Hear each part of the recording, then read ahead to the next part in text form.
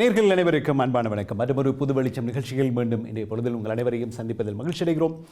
ஜெனீவாவில் ஆரம்பமாகி இருக்கிற மனித உரிமை கூட்டத்தொடர் பற்றி இன்றைய பொழுது நிகழ்ச்சியில் நாங்கள் பேசவிருக்கிறோம். அது மாத்திரமில்லாமல் லண்டனில் ஒரு உண்ணாவிரத போராட்டம் 2வது நாளாக இன்று நடைபெற்றுக் கொண்டிருக்கிறது. நாடு கடந்த தமிழீழ அரசாங்கத்தினுடைய உறுப்பினர் திரு குமார் இந்த உண்ணாவிரத போராட்டத்தை கால வரையறையின்றி ஆரம்பித்திருக்கிறார். நூற்றுக்கணக்கான மக்கள் பிரித்தானிய பிரதமர் அலுவலகம் முன்பாக திரண்டிருக்கிறார்கள். மழை, குளிர் என்பவற்றுக்கு மத்தியிலும் தொடர்கின்ற இந்த போராட்டம் பற்றிய பரபரப்பு தகவல்கள்.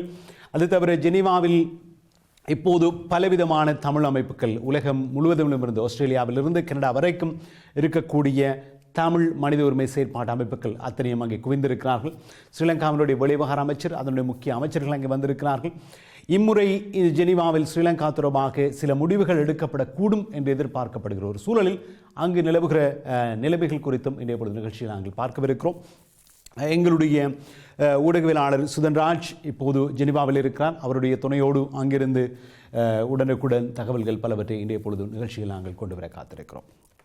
இன்றைய பொழுது நிகழ்ச்சி ஆரம்பிப்பதற்கிடையில் சில தகவல்களை பகிர்ந்து கொள்ள வேண்டும். ஒன்று, இதுவரை காலம் ஸ்ரீலங்கா தொடர்பிலான தீர்மானங்களை எடுப்பதில் முன்னணியில் இருந்து செயற்பட்டு வந்த நாடு அமெரிக்கா.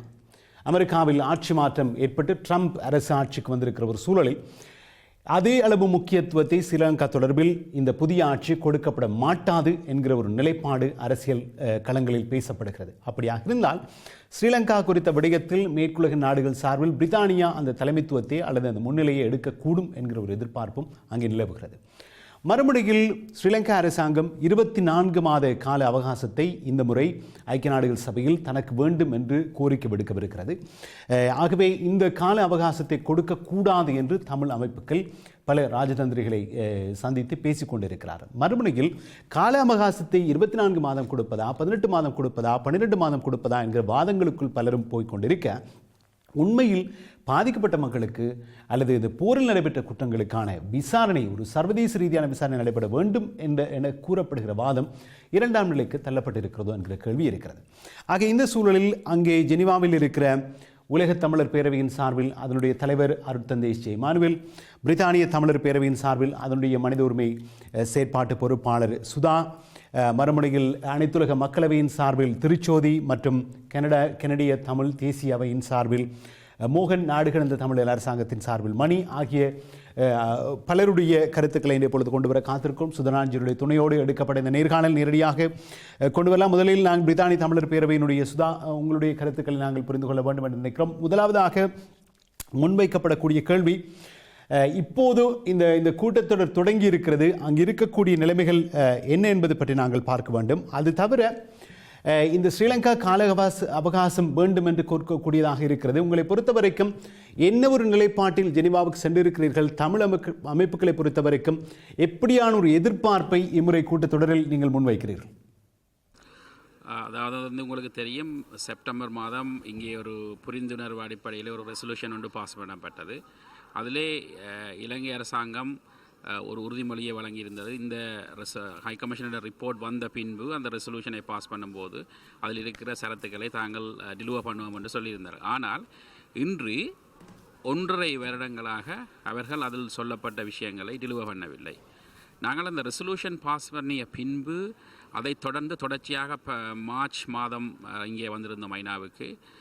அப்பொழுது நாங்கள் வளமை போல சந்திக்கும் பல நாடுகளை சந்திக்கும் போது அவர்கள் எங்களிடம் சொல்லியிருந்தார்கள், இந்த ரெசல்யூஷன் பாஸ் பண்ணி கொஞ்சம் காலம் தான் ஆகியிருக்கிறது, ஆகவே இலங்கை அரசாங்கத்துக்கு என்ன டைம் இருக்கின்றது, நாங்கள் பொறுத்திருந்து தான் பார்க்க வேண்டும் என்ன செய்கிறார்கள் என்று சொல்லி. ஆனால் முன்னே அரசாங்கத்தை விட இந்த அரசாங்கம் தங்களுடன் என்கேஜ் பண்ணதாக சொல்லியிருந்தார்கள். பின்பு ஜூன் மாதம் இங்கே வந்திருந்தோம். ஜூன் மாதம் வந்து நாங்கள் அந்த நாடுகளை சந்தித்து கதைக்கும் போது அவர்கள் எங்களுக்கு சொல்லிய விஷயம் என்னவென்று சொன்னால், தற்சமயம் ஒரு சின்ன ஒரு ஸ்பேஸை இலங்கை அரசாங்கம் அங்கே கிரியேட் பண்ணி கொடுத்துருக்கு. ஊடகம் போன்ற சில விஷயங்களை குறிப்பிட்டிருந்தோம். நாங்கள் சொல்லியிருந்தோம், அங்கே படுகொலை செய்யப்பட்ட மக்களுக்கான நீதிக்கான ஒரு நகர்வை இலங்கை அரசாங்கம் மேற்கொள்ளவில்லை. குறிப்பாக நீங்கள் பார்த்தீர்கள்னு சொன்னால் ட்ரிங்கோ 5 ஆக்ஷன் ஃபேம் போன்ற விஷயங்கள் அந்த பெர்பட்ரேட்டர்ஸில் அடையாளம் காணப்பட்டும் அவர்கள் இன்னும் இந்த புது நல்லாட்சி என்று சொல்லிக்கொண்டு இருக்கின்ற அரசாங்கத்தின் கீழ் அவர்கள் ஃப்ரீயாகவே திரிகின்றார்கள். ஆகவே இந்த அரசாங்கமும் பழைய அரசாங்கத்துக்கு ஒரு வித்தியாசம் இல்லை என்று தான் நாங்கள் தொடர்ந்து வலியுறுத்தி வந்துருந்தோம். பிறகு செப்டம்பரில் வந்திருந்தோம். செப்டம்பரில் வந்தபோது நாங்கள் சந்தித்த நாடுகளில் சில மாற்றங்கள் இருந்தன. ஏஎஸ் இலங்கை அரசாங்கம் இன்னும் அவர்கள் ஸ்லோ ப்ரோசஸாக இருக்கிறது, இன்னும் அவர்கள் சில இதில் நடைமுறைப்படுத்தவில்லை. உதாரணமாக நீங்கள் பார்த்தீர்கள் என்று சொன்னால் பயங்கரவாத தடை சட்டம் PTA, அதற்கு பதிலாக கொண்டு வரப்பட்ட CTA, அதை பார்த்தீர்கள் என்று சொன்னால் அது ஒரு அந்த ஹை கமிஷனருடைய ரெக்கமெண்டேஷன்லேயே முக்கியமாக அந்த பயங்கரவாத தடத்தை பற்றி குறிப்பிட்டிருந்தார், நில அபகரிப்பை பற்றி குறிப்பிட்டிருந்தார், கைதிகளை விடுதலை செய்ய வேண்டிய விஷயங்களை குறிப்பிட்டிருந்தார். இது ஒன்றுமே இலங்கை அரசாங்கம் நடைபெறுத்தவில்லை, மிகவும் ஸ்லோவாக இருக்குன்னு தான் சொல்லியிருந்தார்கள். இதற்கிடையில் கடந்த அந்த சம்மர் டைம்களிலே இங்கே உள்ள மிஷன்கள் மற்றும் NGOஸ்கள் இலங்கைக்கு சென்று வந்தன. அவர்களும் அங்கே சென்று வந்துவிட்டு ஸ்பெஷல் ரெப்போர்ட்டர்ஸ் போன்றவர்கள் வந்துவிட்டு அவர்களும் இந்த இலங்கை அரசாங்கத்தின் ப்ரோசஸ் மிகவும் ஸ்லோவாக இருக்கின்றன தான் குறிப்பிட்டிருந்தார்கள். அதைத் தொடர்ந்து நீங்கள் பார்த்தீர்கள் என்று சொன்னால் இந்த ஸ்பெஷல் ரெப்போர்ட்டர்ஸ்களினால் கொண்டு வரப்பட்ட ரிப்போர்ட், குறிப்பாக கமிட்டி அகெயின்ஸ்ட் டோர்ச்சர், அந்த டோர்ச்சர் சம்பந்தமான ரிப்போர்ட்டுகள் அல்லது ரேஷியல் டிஸ்கிரிமினேஷன் ஆன் மைனாரிட்டி போன்ற ரிப்போர்ட்டுகளை பார்த்தீர்கள்னு சொன்னால் எங்களுக்கு சார்பாக அதில் அங்கே நடந்து கொண்டிருக்கின்ற அந்த டோர்ச்சர்கள் சம்பந்தமாக, சித்திரவதைகள் சம்பந்தமாக பல உண்மைகளை வெளிக்கொண்டு வந்திருந்தது. இங்கு நாங்கள் இந்த செஷன் உங்களுக்கு தெரியும், ஹை கமிஷனரால் ஒரு ரிப்போர்ட் ஒன்று வேறு இருக்கின்றது. இலங்கைக்கு கொடுத்த காலக்கெடு இந்த மார்ச் மாதத்துடன் நிறைவடைந்திருக்கின்றது. ஆகவே நாங்கள் இங்கு அவர்களுடன் சந்திக்கும் போது நாங்கள் அந்த நாடுகளுடன் சென்று சொல்வது என்னென்னு சொன்னால், நாங்கள் இந்த 2015ஆம் ஆண்டை குறிப்பிட்டிருந்தோம், இந்த அரசாங்கம் இதை டெலிவர் பண்ண போவதில்லை என்று தான் குறிப்பிட்டிருந்தோம். அதேபோல் நாங்கள் சந்திக்கும் நாடுகள் கூட நாங்கள் சொல்வதை ஏற்றுக்கொள்ள அவர்கள் என்ன டெலிவர் பண்ணவில்லை. ஆகவே நாங்கள் சொன்னோம், இவர்களுக்கு இலங்கை அரசாங்கத்துக்கு என்ன கால அவகாசம் கொடுக்கக்கூடாது. ஏனென்று சொன்னால் அவர்களாகவே முன்வந்து அந்த 2015ஆம் ஆண்டு நிறைவேற்றப்பட்ட ரெசல்யூஷன்லேயே அவர்களாகவே முன்வந்து அந்த ரெசல்யூஷனில் இருந்த சாராம்சங்களை டயலூட் பண்ணி அதை ஏற்றுக்கொண்டு அவர்கள் சொன்னார்கள் நாங்கள் இதை டெலிவர் பண்ணுவோம் என்று சொல்லி. ஆனால் இன்று வரையும் இன்னும் டெலிவர் பண்ணவில்லை. மீண்டும் அவர்களுக்கு கால அவகாசம் கொடுக்க வேண்டும் உறுதிப்படுத்தி கொண்டு வாரோம். கால அவகாசம் கொடுப்பார்களா இல்லையா? இப்போது கால அவகாசம் கொடுக்க வேண்டாம் என்று நீங்கள் சொல்கிறீர்கள். பல சந்திப்புகளை நடத்தி இருக்கிறீர்கள். அந்த ராஜதந்திரிகள் அல்லது பிரித்தானிய அரசினுடைய உறுப்பினர்கள் இப்படி இருக்கக்கூடிய பலரோடு பார்க்கிற பொழுது மிக தெளிவாக இருப்பதாக இருந்தால் ஸ்ரீலங்காவுக்கு கால அவகாசம் கொடுப்பார்களா, கொடுக்க மாட்டார்களா? நாங்கள் இங்கு அதாவது ஐநாக்கு வர முதல் நாங்கள் பிரித்தானிய வெளியுறவுத்துறை அமைச்சரிடம் சந்தித்திருந்தோம். அதற்கு முன்பு நாங்கள் யூரோப்பியன் பார்லிமெண்ட்டில் EU கமிஷனுடன் சந்திப்பை ஏற்படுத்தியிருந்தோம். இதற்கு முன்பு கூட சில நாடுகளுடனான சந்திப்பு கேபிட்டலில் நடைபெற்றது. அங்கேயே அவர்கள் அந்த இலங்கைக்கான கால அவகாசம் கொடுப்பதை கதைக்க தொடங்கிவிட்டார்கள். ஆகவே இலங்கைக்கான கால அவகாசம் கொடுக்கத்தான் போகின்றார்கள். இதை கொடுக்க மாட்டார்கள் என்று சொல்ல முடியாது. இது ஒரு ரோல் ஓவர் ரெசல்யூஷனை தான் பெறப்போகின்றது. இப்போ இந்த கால அவகாசம் கொடுக்க வேண்டாம் என்று கேட்கப்பட்ட கேள்விகள் இருக்கிறது. கால அவகாசம் கொடுக்க வேண்டாம் என்று பல நாடுகளுடைய பிரதிநிதிகளை, இந்த ஐநா சபையினுடைய அதிகாரிகளை தமிழ் தரப்புகள் கேட்டு வருகின்றன. தமிழ் அமைப்புகள் அத்தனையும் ஒன்று சேர்ந்து இது குறித்து தெளிவான நிலைப்பாடு ஒன்றினை எடுத்த சூழலில் இந்த கருத்துக்களை சொல்கிறீர்களா, அல்லது ஒவ்வொரு அமைப்புகளும் ஒவ்வொரு கருத்துக்களை சொல்கிறீர்களா என்கிற ஒரு கேள்வி இருக்கிறது.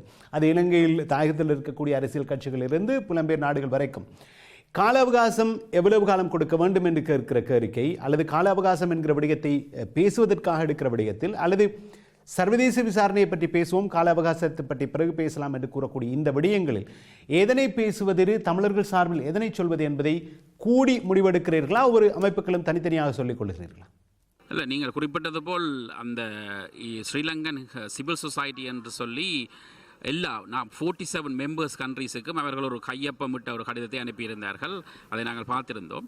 அந்த கடிதத்திலே அவர்கள் இலங்கை அரசாங்கம் அதாவது ரெசல்யூஷனில் சொல்லப்பட்ட விஷயங்கள் இது செய்யவில்லை அது செய்யவில்லை என்று சொல்லிவிட்டு கடைசியிலே சொல்லுகின்றார்கள் இலங்கை அரசாங்கத்துக்கு என்ன கால அவகாசம் கொடுக்கலாம் என்று. அது நிச்சயமாகவே தவறு. ஏனென்று சொன்னால் அங்கே நீங்கள் பார்த்தீர்கள் என்று சொன்னால் அதாவது வடகிழக்கில் உள்ள எங்களுடைய மக்களை ரீப்ரசன்ட் பண்ணுற அந்த நோர்த்தனிஸில் உள்ள சிவில் சொசைட்டியாக்களுடைய கையெழுத்து அங்கே குறைவாக குறைவாக இருக்கின்றது. ஆகவே நான் பலரிடம் கேள்விகளை கேட்டிருந்தேன். என்னத்துக்காக நீங்கள் அதாவது வந்து இந்த சிவில் சொசைட்டிகள் சவுத்தில் உள்ள சிவில் சொசைட்டிகள் சைன் பண்ணி கொடுத்திருக்கின்றார்கள். ஆனால் உண்மையாகவே அந்த பாதிக்கப்பட்ட உறவுகளுடன் அங்கே தொடர்ந்து வாழுகின்ற அந்த சிவில் சொசைட்டிகள்லாம் இதை குறிப்பிட வேண்டும். என்னென்னு சொன்னால் அவர்கள்லாம் அங்கே இருந்து பார்க்கின்றார்கள். அது மட்டுமல்லாது அந்த சிவில் சொசைட்டி நீங்கள் குறிப்பிட்டது போல் அவர்கள் கால அவகாசம் கொடுக்கலாம் என்று சொல்லியிருக்கின்றார்கள். ஆனால் நீங்கள் கேட்டீர்கள், அதாவது வந்து எல்லா அமைப்புகளும் நாங்கள் தனித்தனியாகத்தான் சந்திக்கின்றோம். ஆகவே நாங்கள் எல்லாருமே இந்த முறை சொல்லுகின்றோம், இலங்கை அரசாங்கத்திற்கு கால அவகாசம் கொடுக்கக்கூடாது. ஏனென்று சொன்னால் அவர்களாகத்தான் முன்வந்து இந்த ரெசல்யூஷனில் தாங்களே முதலை பேரமேற்று மற்ற நாடுகளுடன் சேர்ந்து கோஸ்பான்சர் பண்ணி எடுத்தார்கள். ஆகவே அவர்கள் தாங்கள் இந்த சர்வதேச நாடுகளுக்கு வழங்கிய உறுதிமொழிகளை அவர்கள் நிறைவேற்றவில்லை. பிரித்தானிய தமிழர் பேரவின் சார்பில் சுதாவோடு பேசியிருந்தார் சுதன்ராஜ். அவரோடு அந்த பதிவினை கொண்டு வந்தோம். முக்கியமான சில கேள்விகள் இங்கே முன்வைக்கப்படுகின்றன. ஒன்று, கால அவகாசம் ஸ்ரீலங்கா மீண்டும் தமக்கு வேண்டும் என்று மிக திட்ட தெளிவாக கேட்கப் போகிறது, கேட்டுக்கொண்டிருக்கிறது. அப்படியாக இருந்தால் எவ்வளவு காலத்தை கொடுத்தால் ஸ்ரீலங்கா அரசாங்கம் ஒரு மக்களுக்கு நியாயம் வழங்கக்கூடிய பல நடவடிக்கைகளை உருப்படியாக செய்து முடிக்கும்? அது உண்மையில் எத்தனை வருடங்கள் கொடுத்தால் அது செய்து முடிக்கும் என்பது பற்றிய ஒரு கேள்வி இருக்கிறது. மறுபடியில் இதுவரை காலம் தாங்கள் செய்வதாக ஒத்துக்கொண்ட விடயங்களை என்னென்னவற்றை செய்திருக்கிறார்கள், இந்த விடயங்களை அவர்கள் செய்யவில்லை என்று கூறி தமிழ் தரப்புகள் தங்களுடைய லொபி வேலைகளை பலருக்கு எடுத்து கூறிக்கொண்டிருக்கிறார்கள். இருக்கிற கேள்வி என்றால், கால அவகாசம் குறித்த ஒரு பேச்சுவார்த்தைகள் ஒருபுறம் ஓடிக்கொண்டிருக்கிறது. ஆனால் ஏற்கனவே கொண்டு வந்த தீர்மானத்தில் சர்வதேச விசாரணை என்று கூறப்பட்ட விடயம் ஓரங்கட்டப்பட்டு, அதன் பிறகு ஹைபிரிட் என்கிற விடயம் ஓரங்கட்டப்பட்டு, கடைசியாக வந்த தீர்மானத்தில் சில சர்வதேச நீதிபதிகள் இருப்பார்கள் என்று சொல்லப்பட்டு, அதுவும் இப்போது நடக்காது என்று ஸ்ரீலங்கா அதிபர் மிக திட்ட தெளிவாக சொல்லியிருக்கிற ஒரு சூழலில் இந்த விவகாரத்துக்கு என்ன நடந்தது? கால அவகாசம் ஸ்ரீலங்கா கேட்டால் இல்லை கொடுக்காதீர்கள் என்று சொல்லக்கூடிய ஒரு நிலைக்கு தமிழ் தரப்புகள் வந்திருக்கின்றன என்கிற ஒரு கேள்வியும் இருக்கிறது. இது பற்றியும் அவர்களோடு நாங்கள் பேசியிருந்தோம். உலக தமிழர் பேரவை ஸ்ரீலங்கா அரசோடு அதற்கு ஒரு விதமான ஆதரவு, அதுக்கு கால அவகாசம் கொடுக்க வேண்டும் என்று கூறி வருகிற அமைப்பு, அவர்களோடு கொஞ்சம் அனுசரித்து சில விடயங்களை புதிய ஆட்சியில் செய்து கொள்ள வேண்டும் என்ற எதிர்பார்ப்புகளை கொண்டிருக்கிற அமைப்பு. அந்த அமைப்பின் சார்பில் அருட்தந்தை ஸ்ரீ இமானுவேல் அடிகள் அந்த அமைப்பின் சார்பில் ஜெனீவாவுக்கு வந்திருந்த பொழுது சுதன்ராஜ் கண்டார். அவருக்கு கேட்கப்பட்ட கேள்வி, உண்மையில் ஸ்ரீலங்கா அரசோடு மிக பகைமை கொண்ட ஒரு நிலைப்பாட்டில் இருக்க முடியாது, புதிய அரசாங்கம் நல்ல அரசாங்கம் சில விடயங்களை செய்ய வேண்டும் என்று அதனுடைய வெளிவகார அமைச்சர் வரையில் பேசி ஒரு இணக்கமான நிலைப்பாட்டோடு போகிறீர்கள். ஜெனீவாவில் இம்முறை என்ன செய்ய முயற்சிக்கிறீர்கள்? அதுக்கு ஃபாதர் இப்படி பதில் சொன்னார். கடந்த 2 வருடங்களாக நிறைவேற்றப்பட்ட பிரேரணைகள் என்ன மாதிரி வந்ததென்றால் அது நீண்ட பயணம் செய்து வந்திருக்கின்றது. 2009 ஆண்டுகளுக்கு முன்பு எங்களுக்கு தமிழர்களுக்கு ஒரு நாடுகளும் நேரடியாக ஒத்துழைக்கவில்லை. அவர்களெல்லாம் மஹிந்த ராஜபக்ச அரசாங்கத்துக்கு முள்ளிவாய்க்காலிலே 20 நாடுகள் உதவி செய்து முடித்தார்கள். அவர்கள் தமிழர்களை அக்காலத்திலே பயங்கரவாதிகளாக மாத்திரம்தான் பார்த்தார்கள். அரசாங்கம் அவர்களோடு தொடர்பு வச்சு அவருடைய நிலைமையும் கொஞ்சம் கஷ்டமாக இருந்தது. 2009க்கு பின்பு அவர்கள் அரசாங்கம் மாறி வருமென்னு சொல்லி எதிர்பார்த்தார்கள், அது நடக்கவில்லை. 2 வருடங்களுக்கு முன்பு புதிய அரசாங்கம் வந்தது.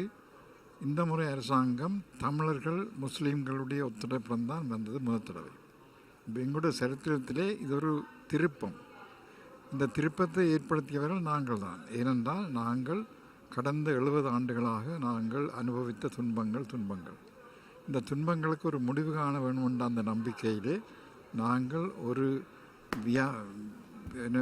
ஒரு விமர்சனத்துடன் ஒத்துழைப்பு செய்ய முன்வந்தோம். அதாவது தமிழ் தேசிய கூட்டமைப்பும் சரி, உலக தமிழர் பேரவையும் சரி, இன்னும் மற்ற அமைப்புகளும் இந்த அரசாங்கத்துக்கு ஒத்துழைப்பு கொடுத்து அவர்கள் நல்லவர்களாக, அதாவது மஹிந்த ராஜபக்ச எங்களை தொடர்ந்தும் எங்களுடைய வேர்களை அழிக்கின்றார், தமிழர்களுடைய இருப்பை அழித்து கொண்டு. பொது இங்கே இருக்கக்கூடிய முக்கியமான கேள்வி, ஸ்ரீலங்கா அரசோடு சில விமர்சனங்களை வைத்திருக்கிறோம், ஆனால் அவர்களுக்கு ஒத்துழைப்பு கொடுக்கிறோம் என்கிற முடிவினை தமிழ் தேசிய கூட்டமைப்பினுடைய சில உறுப்பினர்களும் உலக தமிழர் பேரவையும் எடுக்கின்றன. யார் இந்த அதிகாரத்தை கொடுப்பது? இந்த அத்தனை அமைப்புகளோடையும் சேர்ந்து இவ்வாறான ஒரு நிலைப்பாட்டை எடுப்பது என்கிற ஒரு முடிவுக்கு நீங்கள் வந்தீர்களா? நீங்களாகவே இந்த முடிவெடுத்த ஒரு மிக நியாயமான கேள்வி என்று நினைக்கிறேன். அந்த கேள்வி கேட்கப்பட்ட பொழுது ஃபாதர் என்ன சொன்னார்? இது ஒரு முக்கியமான கேள்வி. நான் எந்தெந்த அமைப்பு என்று குறித்து சொல்கிறதுக்கு நான் இதில்லை. ஆனால் என்னுடைய பார்வை கன அமைப்புகள் இந்த அமுக்கத்தை பாவித்து, அதாவது இந்த அரசாங்கம் பழைய அரசாங்கத்தின் பார்க்க நல்லது செய்யும் என்ற நம்பிக்கையிலே ஒத்துழைப்பு கொடுத்திருக்கின்றார்கள். அதிலே உண்டு, நாங்களும் அதிலே உண்டு இல்லையா. நாங்கள் ஒரு நாளும் தனியாக நாங்கள் தான் ஒன்றும் செய்ய கூறவில்லை. அப்படி இருந்தபடியினால்தான் தமிழ் தேசிய கூட்டமைப்புடன் நாங்களும் இணைந்து இந்த அரசாங்கத்தை வரவேற்றோம். அதன் காரணமாக தலைவர் ஸ்ரீசேனா முதல் தடவையாக லண்டனுக்கு வந்தபொழுது என்னையும் அழைத்து பேசியிருந்தார். அதன் பின்பு நான் லண்டனில் சந்திச்சிருக்கேன். அப்போ இந்த அரசாங்கத்துடன் நாங்கள் விமர்சித்த ஒத்துழைப்பு, அதாவது கிரிட்டிக்கல் கொலாபரேஷன், நாங்கள் ஒத்துழைப்போம், ஆனால் விமர்சித்து கொண்டே இருப்போம். ஏனென்றால் எங்களுடைய நோக்கம் எங்கள் தமிழ் மக்களும் தமிழ் தாயக விடுதலையும் இல்லையா என்ற முறையிலே தான் சென்று கொண்டிருக்கின்றோம். இந்த இதுகள் எல்லாருக்கும் லேசாக விளங்கவில்லை. இது சில வேளையிலே அங்கால போயிட்டார் இஞ்சால போயிட்டார் காட்டி கொடுத்தேன்னு சொல்லக்கூடும், அது காரியம் இல்லை. ஆனால் உண்மை உண்மை நீதி அடிப்படையிலே அவர்கள் கொடுத்த வாக்குறுதிகளை நிறைவேற்றுவார்கள் என்று கடைசி மட்டும் நம்பிக்கையுடன் அவர்கள் காட்டி கொடுக்காமல் அந்த நம்பிக்கையை இழக்காது. இன்னும் நம்பிக்கை இல்லாவிட்டால் முடிந்து விட்டது போராட்டம். இப்போது முக்கியமான கேள்வி ஃபாதர், ஸ்ரீலங்காவுக்கு கால அவகாசம் கொடுக்க வேண்டுமா கொடுக்கக்கூடாதா? ஒரே அடியாக நான் மறுமொழி அதுக்கு சொல்கிறேன் என்றால், ஒன்றும் செய்யவில்லை என்றும் சொல்ல முடியாது. சிலவற்றை செய்திருக்கின்றார்கள், அதை ஏற்றுக்கொள்வோம், அது யதார்த்தம் இல்லை. இருந்தும் நாங்கள் எதிர்பார்த்த விதமாக அவர்கள் சொன்னவற்றை தேவையான விசையோடு, வெலாசிட்டி ஸ்பீடோடு அல்லது சொன்ன மாதிரி செய்து முடிக்கவில்லை. அது நேர்மையாக நாங்கள் சொல்லியே கொண்டு இருக்கிறோம், அது நாங்கள் மறக்கவில்லை. அவர்கள் இழுத்தடிக்கிற ஒரு கல்ச்சர் எங்களிலே நியாயமாக இருக்கின்றது. எங்களுடைய நாட்டிலே உள்ள நீதிமன்றங்கள் தானே இழுத்தடிக்கிற வருஷக்கணக்கு. இந்த இழுத்தடிக்கிற இதால் அவர்கள் இழுத்தடித்து தப்பித்து கொள்ள பார்க்கலாம். அதுதான் அவருடைய இயற்கையான தன்மை. இது எங்களுக்கு தெரியும், தெரியாமல் அல்ல. நாங்கள் தெரியாமல் மற்றவரை கட்டிப்பிடித்து கொஞ்சம் நாங்கள் அவர்களுடைய பலவீனத்தை நானே நேரடியாக இந்த மண்டபத்திலே சுட்டி காட்டியிருக்கின்றேன். சென்ற வருடம் இந்த கூட்டங்கள் நடைபெற்று முடிந்த பின்பு நான் வெளிவிவகார மந்திரி மங்கள சமரவீர, மஹிந்த ராஜபக்ச நீதி மந்திரி, மற்றது மனோ டிட்டவெல சந்திரிகாவின் செக்ரட்டரி, இப்படி ஒரு 15 பேர் அரசாங்கத்தை வச்சு நேரடியாக கதைத்தனான். அவர்களை கதைக்கும் பொழுது நான் சொன்னதென்றால், நான் உள்ள தமிழ் சிறப்பிலே நான் ஒரு நீண்ட கால நான் முழு எங்களை சிங்கள தமிழ் அந்த இதை நான் பார்த்து வந்திருக்கின்றேன். அதற்கு நான் சாட்சியாக இருந்திருக்கின்றேன். ஆகையினால் தான் நான் உங்களுக்கு சிலவற்றை நேரடியாக கூற வேண்டும். நான் உலகத்தமிழர் பேரவை அப்படின்ற வேளையில் நான் நேரடியாக ஒரு சுவாமி என்ற குருவென்ற மட்டிலே உண்மை நீதி எடுத்துரைக்கணும்னு சொல்லி விடையாச்சான். நான் சொன்ன தலைவரும் வெளிவார மந்திரியும் நல்ல வடிவாக பேசுவீங்கள், கவன ஈர்ப்பு செய்வீங்கள் மற்ற நாடுகளிலிருந்து. ஆனால் ஸ்ரீசேனா ஆனால் உள்நாட்டிலே அங்கே உங்களில் இருக்கும் மந்திரிகளோ அல்லது உங்களுடைய அங்கத்தவர்களோ அங்கே போதிய அளவு பிரசாரம் செய்யாது, சிங்கள மக்களுடைய மனதை மாற்றாது, இது நிலவாது. ஆகினால் உங்களுடைய அரசாங்கம் அடிமட்டத்திலே தள்ளாடுது என்று நேரடியாக அவருக்கு சொன்னான். அது என்னுடைய கடமை இல்லையா. அப்படி சொன்ன பின்பும் அவர்களுக்கு சில கஷ்டங்கள் இருக்கின்றது. அவர்கள் சிலதை செய்ய தண்டிக்கின்றார்கள். ஆனால் கடந்த 70 வருட காலங்களாக சிங்கள மக்கள் ஏராளமாக பொய்யைகளை சொல்லி பொய்களை நம்பி வளர்க்கப்பட்ட மக்கள் குறிப்பிட்ட காலத்திலே அது திருப்பி எடுப்பதென்றால் கஷ்டமாக தான் இருக்கும். அந்த கஷ்டங்கள் இருக்கின்றது. இருந்தால் இதற்கு ஒரே ஒரு வழி இந்த நல்லவர்களை வைத்துக்கொண்டு நல்லதன்மை மாத்திரம் போதாது, துணிவு இருக்கணும். அப்போ சொன்னதை செய்து முடிக்க அவர்களுக்கு இந்த இன்டர்நேஷ்னல் சர்வதேச அமுக்கம் கொடுத்து கொண்டே இருக்க வேண்டும். அந்த சர்வதேச பிடியிலிருந்து விலகினார்களாக இருந்தால் அது ஆபத்து. இதில் இருக்க ஒரே ஒரு எங்களுக்கு இருக்கிற ஒரு கருவி என்னவென்றால், அவர்கள் இந்த ஐநா சபையிலே ஒரு அங்கத்தவர்களாக இருக்கின்றார்கள். அதை நாங்கள் பாவித்து இந்த சர்வதேசங்களுடைய அமைப்பை நாங்கள் தனியே விட்டோம் என்று சொன்னால் அவர்கள் ஒவ்வொரு நாடுகளோட தொடர்புகளை வைத்து தங்களுடைய வியாபாரத்தை தான் பார்ப்பார்கள் ஒழிய எங்களோட பிரச்சனையை அப்படியே மறந்து விட்டோம். எங்களுக்கு வேறு ஒரு நாடும் இல்லை, ஒரு உதவியும் இல்லை, ஒரு நாடும் வரை இல்லை இல்லையா. ஆகினால்தான் நாங்கள் இதுதான் எங்களுக்கு இந்த உலகத்திலே உள்ள அமைப்புகளிலே ஐக்கிய நாடுகள் சபையும் அதன் இந்த மனித உரிமை சபையும் தான் எங்களுடைய ஆயுதமாக இருக்கின்றது. அதை நாங்கள் இவர்களுக்கு அடிபடுகின்றன இல்லை, ஆனால் நாங்கள் உண்மை நீதிகளை சொல்லி எங்கள பக்கத்திலே ஒரு பிழையும் விடாமல், எங்களை குறை கூறாமல், சர்வதேசம் எங்களை பார்த்து குறை கூறாமல், என்றால் கடந்த காலத்திலே அவர்கள் எங்களை கழிச்சு வச்ச காரணம் என்னவென்றால், நீங்கள் எல்லோரும் பயங்கரவாதிகள், நீங்களும் பயங்கரவாதி. இப்போ அது சொல்ல முடியாது. நாங்கள் நேர்மையானவர்கள், நல்லவர்கள் என்று சொல்லி நாங்கள் சர்வதேசத்திலிருந்து சம்பாதித்திருக்கின்றோம் ஒரு நல்ல பேரை. அந்த பேரை பாவித்து நாங்கள் அமுக்கத்தை கொடுத்து கொண்டே இருக்க வேண்டும். அதுவும் இன்னும் கூட இன்டென்சிஃபை கூட கொடுத்து கொண்டு இருக்க வேண்டும். ஏனென்றால் சம்பந்தன் அண்மையில் சொன்னது போல தொடர்பு காலம் கொடுப்பதாக இருந்தால் நிச்சயமாக ஒரு இன்க்ரீஸ் ப்ரெஷர், இன்க்ரீஸ் விஜில்மெண்ட், அதாவது கவனிப்பு கூடுதலாக இருக்க வேண்டும். ஃபாதர் இமானுவேல் தன்னுடைய கருத்தினை சொல்லியிருந்தார். நினைக்கிறேன் நேரடியாக அந்த கேள்விக்கு பதில் வரவில்லை. காலவாசம் கொடுக்கலாமா இல்லையா, அது நேரடியாக பதில் வரவில்லை. அந்த கேள்வி கேட்டதற்கு பின்னணியில் ஒரு காரணம் இருக்கிறது. ஸ்ரீலங்கா பல விடயங்களை இங்கே செய்யவில்லை, சொன்னது எதனையும் செய்யாத ஒரு சூழலில் கால அவகாசத்தை மீண்டும் கொடுப்பதனால் என்ன பயன்? ஆகிய அரசாங்கத்தோடு கிரிட்டிக்கல் கொலாபரேஷன் என்று கூறக்கூடிய ஒரு விமர்சனம் செய்வோம், ஆனால் ஆதரவு கொடுப்போம் என்கிற ஒரு நிலைப்பாடு ஒரு சிக்கல் மிகுந்த நிலைப்பாடு. தமிழ் தேசிய கூட்டமைப்பு கிட்டத்தட்ட எப்படியான ஒரு நிலைப்பாட்டில் இருக்கிறது. இறுதியில் அதனுடைய முதல் வரியை விட்டுவிட்டு இரண்டாவது வரியை பார்த்தோமாக இருந்தால் ஆதரவு கொடுப்போம் என்பதாகத்தான் இருக்கும். ஆக இந்த ஆதரவு விமர்சிப்பதாக இருந்தால் விமர்சனம் செய்யுங்கள், ஆனால் ஆதரவு கிடைத்தால் எங்களுக்கு போதும் என்று இருக்கக்கூடிய தெற்கில் இருக்கக்கூடிய சிங்கள ஆட்சி, அதற்கு ஆதரவாக இருக்கக்கூடிய அமெரிக்க பிரித்தானிய அரசுகளுடைய நிலைப்பாடுகளிலிருந்து கடந்து போவது எப்படி என்கிற பல கேள்விகள் இருக்கும். இங்கே பல வித்தியாசமான கருத்துக்களும் வந்திருந்தன. அனைத்துலக மக்களவையின் சார்பில் திருச்சோதி அங்கே வந்திருக்கிறார். அதுபோன்று கனடாவிலிருந்து தமிழ் தேசிய அவை சார்ந்து மோகன் வந்திருக்கிறார். அது தவிர நாடு கடந்த அரசாங்கத்தின் சார்பின் மணிவண்ணன் உட்பட பல பிரதிநிதிகளும் அங்கே சென்றிருக்கிறார். அவர்களோடு பேச வேண்டும். நேர்கள் நீங்களும் இணைந்து கொண்டு உங்களுடைய பார்வையை சொல்லலாம். புது வெளிச்சம் நிகழ்ச்சியில் இணைந்து கொண்டு இருக்கின்றீர்கள். இந்த மாதம் ஆரம்பித்து மார்ச் மாதத்தில் சூடுபிடிக்கக்கூடிய ஜெனீவாவில் இருக்கக்கூடிய பல விடயங்களை இன்றைய பொழுது நாங்கள் கொண்டு வர காத்திருக்கிறோம். ஃபாதர் இமானுவேல் கருத்து குறித்த ஒரு பதில் கருத்தும் அங்கே வந்திருக்கிறது. அதை பற்றியும் பேச வேண்டும். சில நிமிடங்கள் காத்திருங்கள். இடைவேளைக்கு பின்னர் மீண்டும் சந்திக்கலாம்.